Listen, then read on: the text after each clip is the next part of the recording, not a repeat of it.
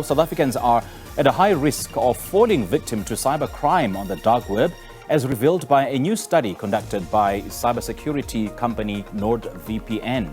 The study reveals a heightened risk of cybercrime for users of popular platforms such as Netflix, Uber, Twitter, and South African passport holders.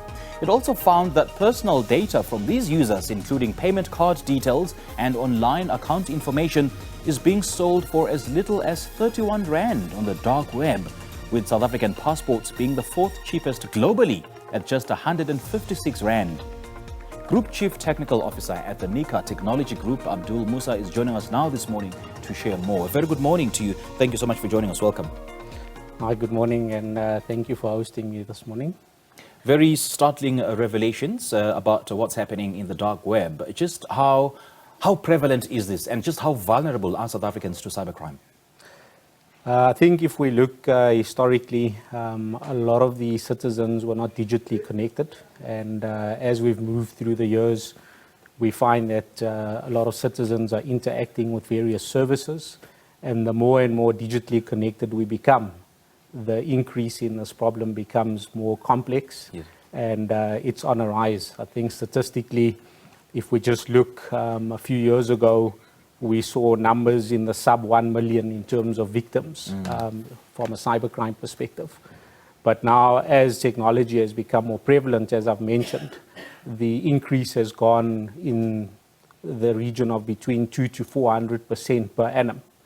And from a South African context, I had a look at the numbers. It's over 2.2 billion rands impact in terms of our economy and the GDP.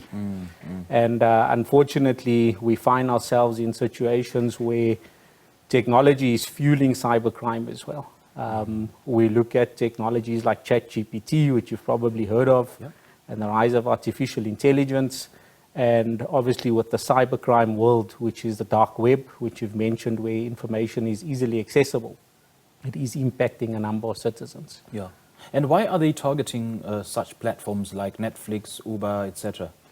I think most of these platforms capture your personal credentials. And in most instances, we find that there's some sort of payment system that underpins these services. Yeah. A lot of transactions are being done electronically. You will find that we find this concept of e-commerce or online shopping, a lot of convenience, and that is what's attracting people from purchasing online. And with most technologies out there, there is some sort of backdoor. And the wealth of the data and the information is what becomes valuable. Because if I'm able to purchase your credit card information, I can use that to create some sort of online fraud or purchase goods without you knowing that. So those platforms attract mass scale. You can imagine the number of subscribers that use services like Netflix. So they house a wealth of information in terms of especially financial information like credit cards. Yeah. Now, Abdul, in the era of technological advancement and the growth of artificial intelligence, I mean, there's absolutely no way we can stay away from those. I mean, e-commerce is the future of buying, for instance. So what are some of the red flags that we should be on the lookout for before, undertaking any major transaction? I think for me, if we look at a lot of what we call phishing scams today, you'll find especially in the e-commerce space, there's plenty of fake websites. Strangely enough, I was on one of the social media platforms and I saw these advertisements pop up, especially on Facebook, where you've got high-end retail brands that were discounted at huge prices.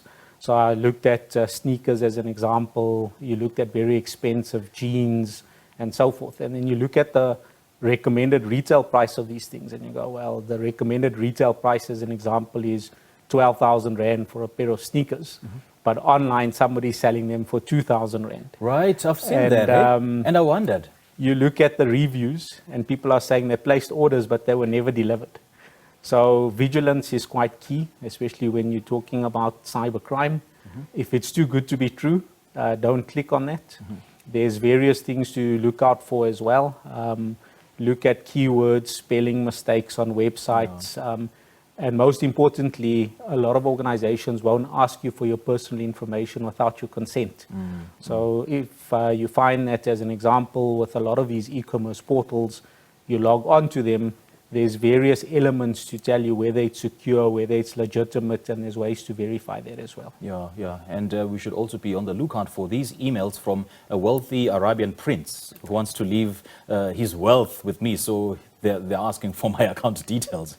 Most definitely. I think we've moved away from traditional 419 scams. Yeah. So you would typically get an email or an SMS, and from the surface of it, you'd be able to pick up this isn't legitimate. Somebody would tell you that someone's left you an inheritance somewhere, and you need to contact the number, and then you would need to deposit some money for an administration fee for the organization to assist you to get that inheritance. So it's becoming more complex, and we've introduced the concept of social engineering. Yeah. And with the introduction of artificial intelligence, it's very easy to start profiling citizens. So I can go onto social media, understand this individual typically goes and eats at a specific restaurant, they live in a specific area, therefore they're expecting a municipal bill from a specific municipality.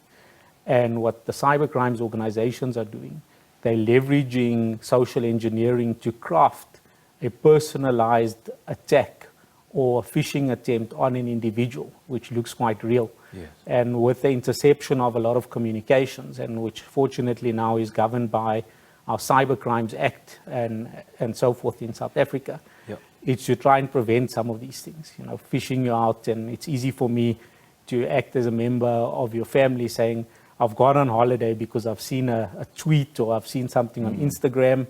And by the way, I forgot my wallet at home. Can you please quickly transfer me money or send me an e-wallet? And I'm using somebody else's cell phone, so I don't have my phone with me. And immediately you go into a panic, you trust that person, and the social engineering aspects that's put behind it.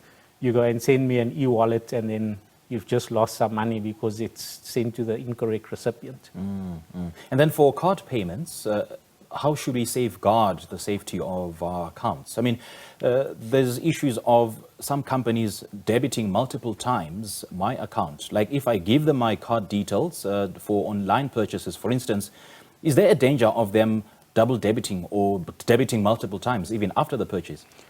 Most definitely. I think this is an area that's quite complex. It's a battle that a lot of financial services institutions are fighting today.